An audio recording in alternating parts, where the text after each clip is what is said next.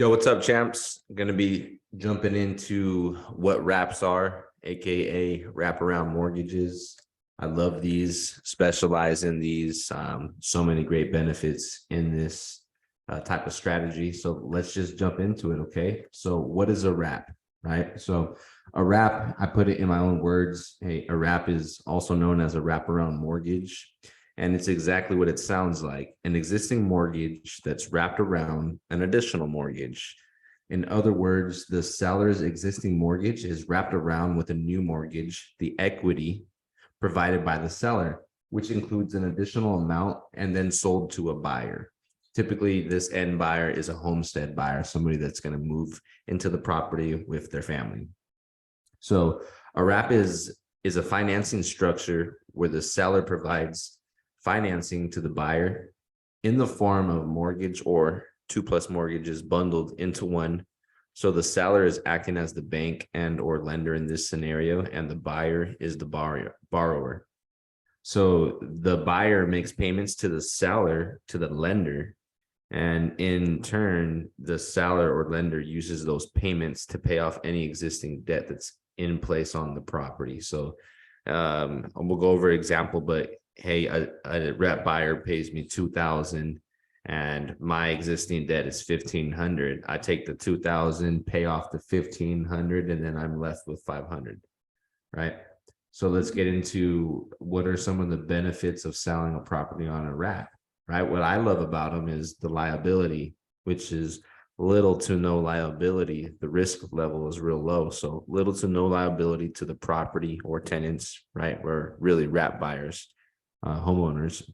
So a bank or a lender, they receive monthly installments with no liabilities to the property, to the fixtures, or homeowners or tenants that are inside there, reducing any headaches that can come with being a landlord. While a landlord is typically, they're going to be liable to the property, to the fixtures if anything were to break or needs fixing, to the tenants and any headaches that comes with the property or tenants. Number two is the upcharge on this. There's a couple upcharges, and right off the gates, upcharge the purchase price, the as is purchase price. So what's cool about this and what I like about this is that you can upcharge the property for a higher price than its as is or market value. So typically $10,000 or $20,000 more than the market price you can add on top. The larger the population in the market allows you the opportunity to charge upwards of 30 to 50,000 plus. I've seen people upcharge up to 100,000. It just depends on what a potential end buyer can afford and what can they agree to. But the larger the market, the easier it is to get more eyes on there and have more offers. So the next in the upcharge is the interest rates. Depending on your market, you're capable to upcharge 4 to 6 interest points. Oh, I put 2 to 6%. Should put right here too. There you go. So depending on your market, you're capable to upcharge 2 to 6 interest points. There you go, 2 to 6% over prime or market rates. So if the market is 6.5%, you can charge 2 to 6 points over that. So 6 to 8% or 6 to 12%, just depending on the market. You got to check everything and seeing if it's legal in some markets to charge over 9 or 10%, which some markets are, some markets aren't. You got to check in yourself. Number 4 is upcharge monthly installments over market rents, which is really, really cool. In a scenario, you buy a property that somebody's open to selling, maybe little to no equity in the deal, their payment is close or near to market rent. This is a way that you can charge a little bit more than what market rents are. You could charge upwards of $150, $250+ a month over what market rents are. Number 5, you net more income, meaning that your gross income becomes your net income.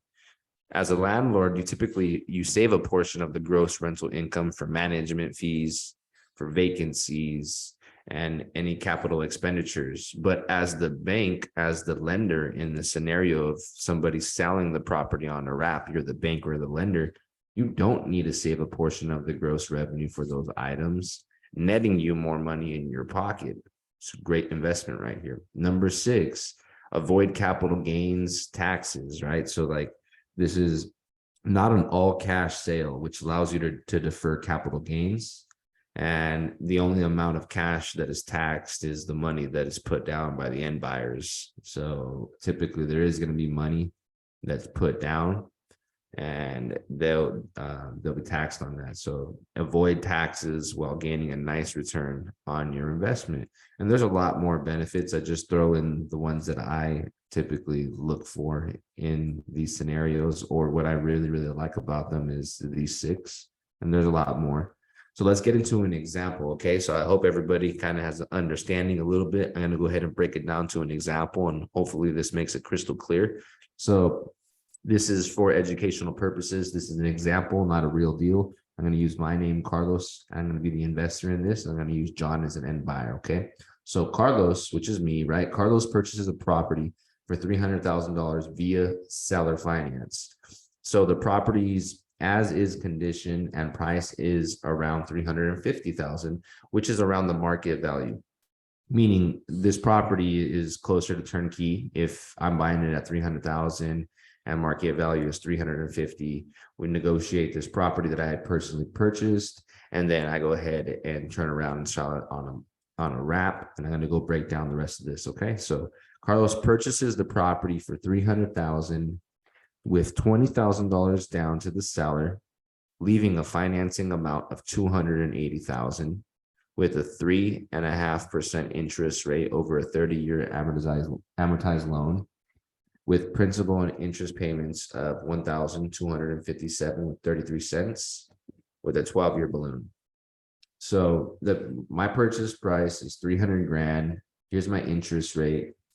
Here's my monthly payment to my principal and interest. And this is what market price is. This is what market rates are, 6.5 to 8%. Market rents 27 to 2,800. So Carlos now owns a property and has an existing mortgage debt of $280,000 left. That's what he has remaining in financing, with a 3.5% rate and a payment of $1,257.33 that he's liable and legally responsible to for each month for the next 12 years or 144 months, or unless he decides to pay it off sooner. So Carlos wants to wrap this property and move on to the next deal. A wrap is Carlos's best option, as he doesn't normally buy in this market and has no other investments in the area.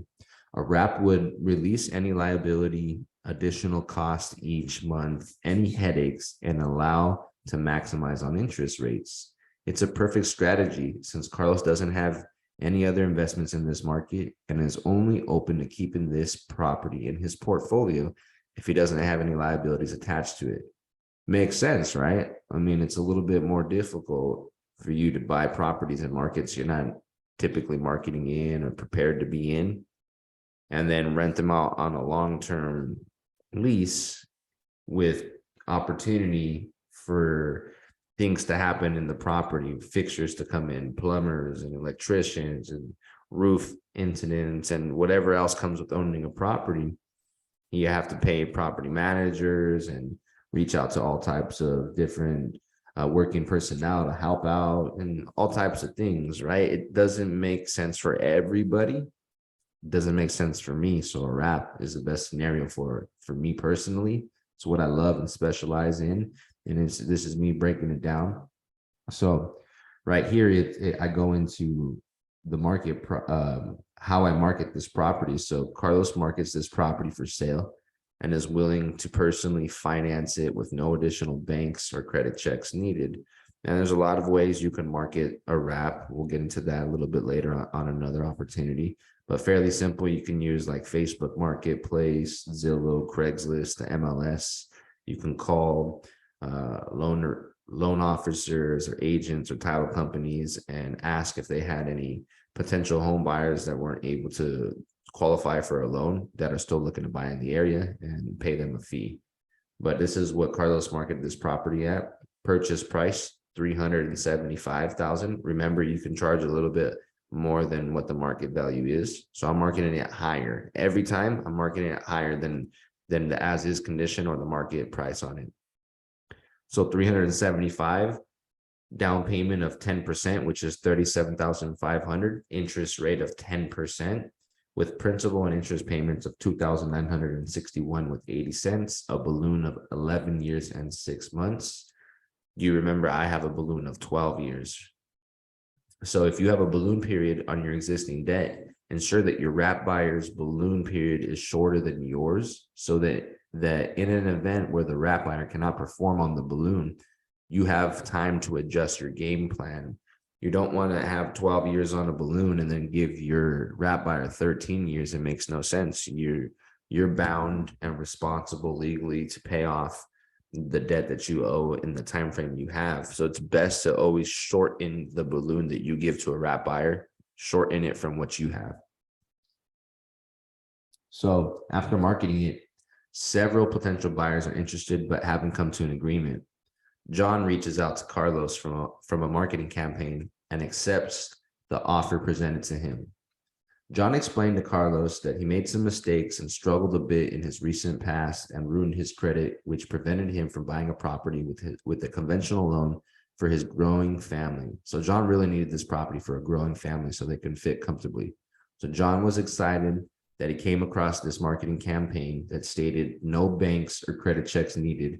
It was a no-brainer for John, so he agreed to all the terms presented and put a $37,500 down payment at the close of escrow and moved his family into the property.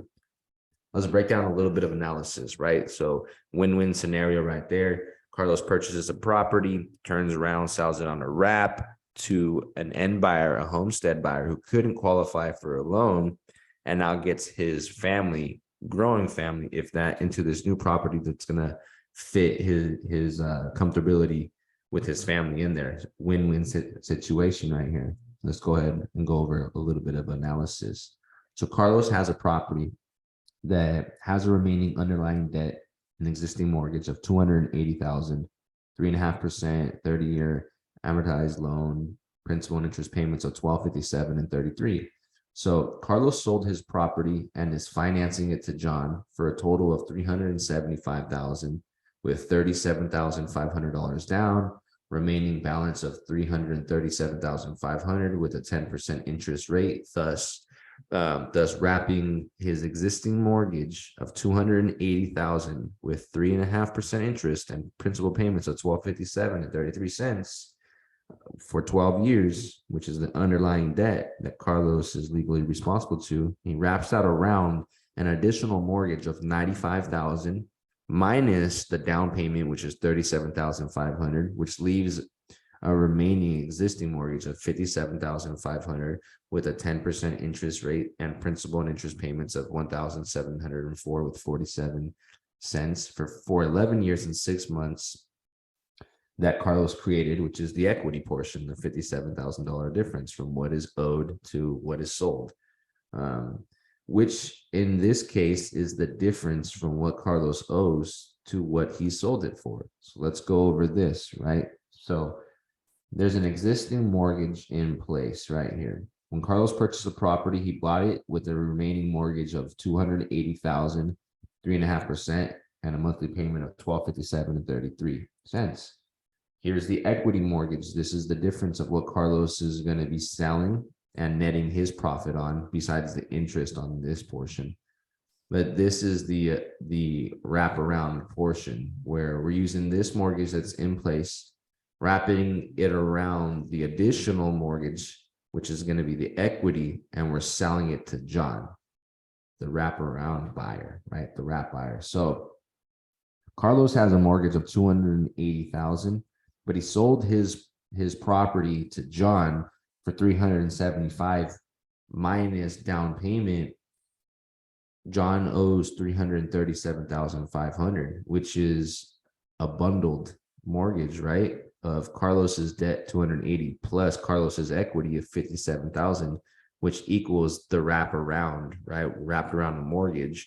And now the remaining balance that John owes is $337,500. Carlos, his responsibility on the interest portion is 3.5%, right? Plus 6.5% equals 10%. In reality, Carlos has 10% on the $57,000, and he's making 10% on this because that's the equity portion. Now on the mortgage difference, Carlos isn't making any additional money on the purchase price of 280 from the difference of here. So this 280, Carlos is actually making 6.5% on the existing 280,000 while making his 10% on 57. The monthly payment that Carlos is owed every month, or that is due every month to his debt, is 1,257. And this is the equity that he's paid every month. So when you add 1,257 and 1,704, you come out with 2,961. So John purchased these terms and agreed to this 375 minus his down payment. So he's financing 337,500 with 10%, 2,961 with 80 cents. That covers Carlos's equity and existing debt. Carlos wrapped it around, sold it to John for a profit, and made a pretty nice profit while doing so. So now John can secure himself a property that fits his growing family, and this is a win-win solution right here. So Carlos received a down payment of 37,500 from John, which reimbursed Carlos's down payment and expenses from the purchase of this property. So Carlos has no money, nada, zilch into this deal, and made a profit of 17,500 at the close of escrow. And each month, John makes monthly installments to Carlos, and each month Carlos takes the amount that's needed to pay his existing debt installments of $1,257 and 33 cents, and pockets the difference from $2,961 and 80 cents, which is $1,704 with 47 cents.